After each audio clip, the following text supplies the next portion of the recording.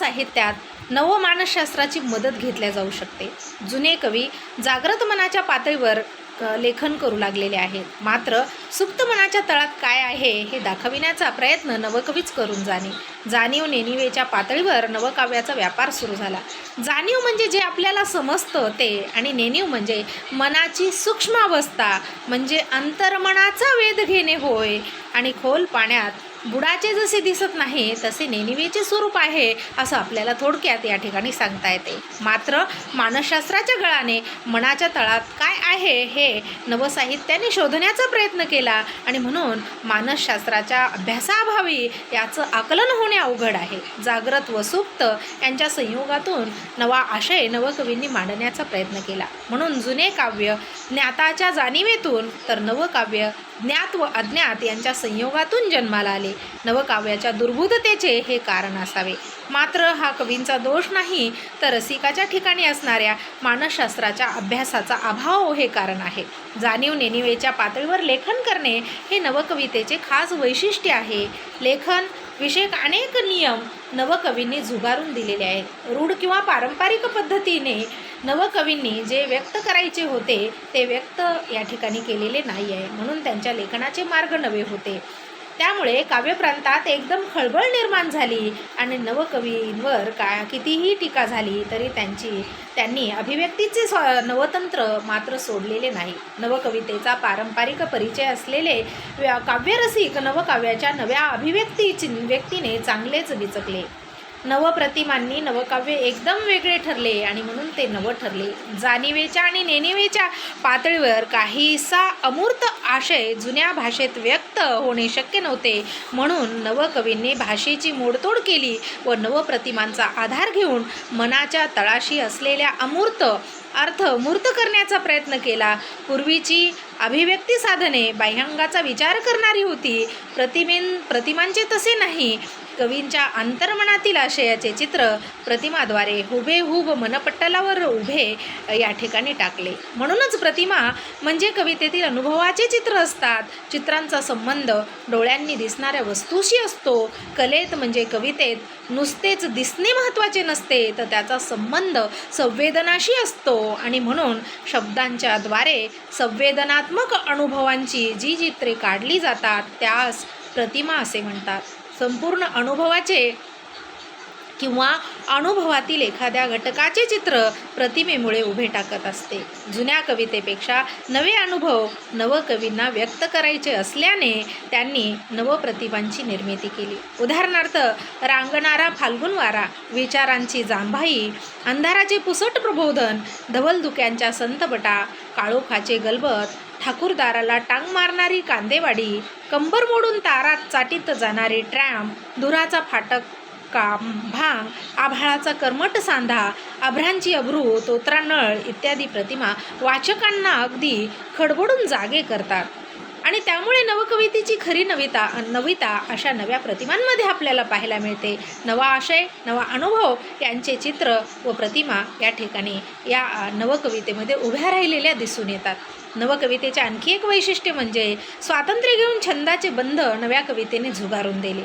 ही कविता मुक्तछंदाकडे ओढल्या गेली, आणि मुक्तछंद हा या कवींनी स्वीकारलेला छंद आपल्या लक्षात येतो. अक्षरगणवृत्त, मात्रावृत्त, यमक इत्यादीची बंधनं मुक्तछंदामध्ये आपल्याला दिसत नाहीत.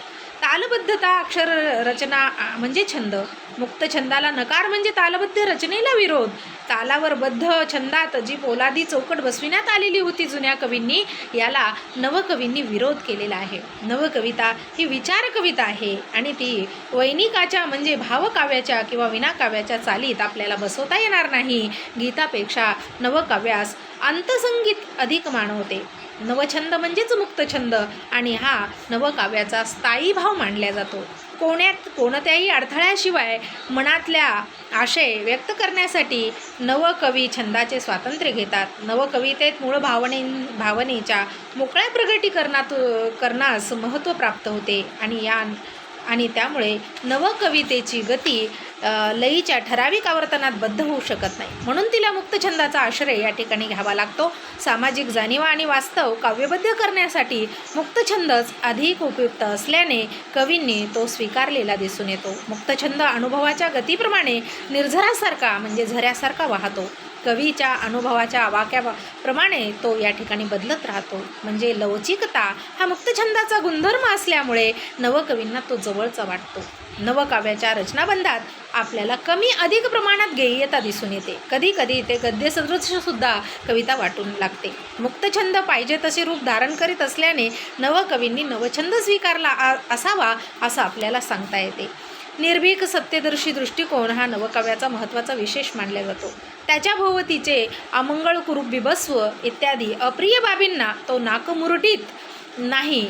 शिव आणि सुंदरावर त्याची ठाम निष्ठा आहे, पण त्याहीपेक्षा सत्यनिष्ठा नवकवितेला या ठिकाणी महत्त्वाची आहे. त्यामुळे जीवनातील सत्यता झाकून काल्पनिक शिवसुंदरात हा कवी रमताना दिसून येत नाही. दुबळा निसत्व दीन माणूस पाहून तो देवाच्या सामर्थ्याचे खोटे वर्णन करण्यातही रंगत नाही. म्हणजे समोरच्या दुर्बळ कुरूप माणसाला आपल्या कवितेचा विषय बनवितो.